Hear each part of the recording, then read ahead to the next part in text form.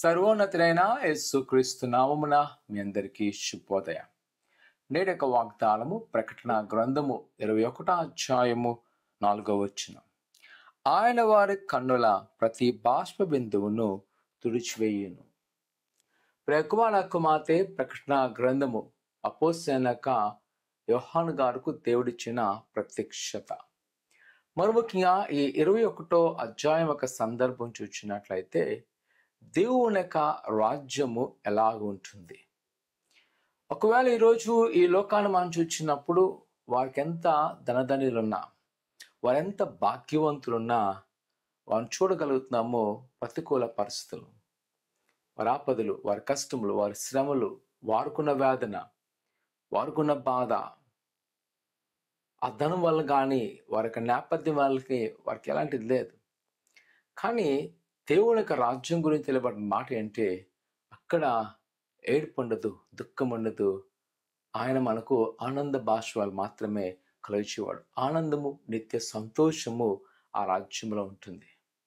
ఆ రాజ్యం పొందడానికి ఇక్కడ మనం కొన్ని ప్రతికూల వాస్తవాలు ఎదుర్కోవాల్సింది. అనగా ఎప్పుడైతే క్రీస్తు మార్గాన్ని అనుసరిస్తామో, క్రీస్తు మార్గం ఏంటంట ఒక మంచి మార్గం.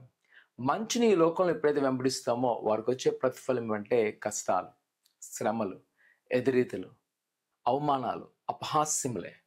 అయితే ప్రిసంగమా అవి తాత్కాలం. ఎందుకంటే ప్రతి వారము మన జీవితాన్ని ముగించుకొని పరలోక రాజ్యాన్ని వెళ్ళాలి, దేవుని యొక్క సముఖాన్ని వెళ్ళాలి. ఆ సముఖం ఎలాగుంటుందంటే అక్కడ ఎల్లప్పుడూ ఆనంద బాష్పములు. తుదుకు మన క్రైస్తవ జీవితము ఆ గమ్యస్థానం కొరకే సిద్ధపడాలి.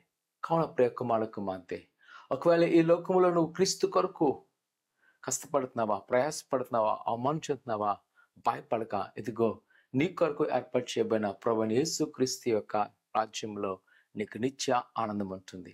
ఇక్కడ దుఃఖిస్తున్నావేమో, అక్కడ నిత్య ఆనందం నీకు ఉంటుంది. ప్రార్థన చేసుకుందాం. పరిశుద్ధుడా దేవా, నీకున్నాను. ఇదిగో ప్రభా, నీ నమ్మిన బిడ్డలు అనేక మంది అవమానం ఎదుర్కొంటున్నారు.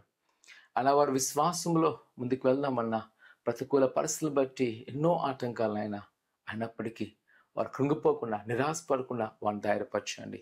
ఎందుకంటే నైనా నీ రాజ్యంలో మాకు స్థలం ఉండబోతుంది.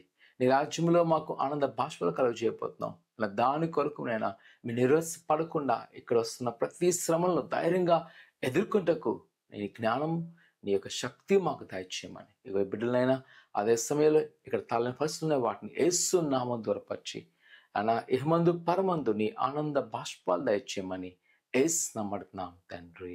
ఆమేన్. ప్రభు మనకు అలా కృపను చూపి ప్రతి ఒక్క ఆటంకాలు తొలగించిన గాక. ఆమేన్.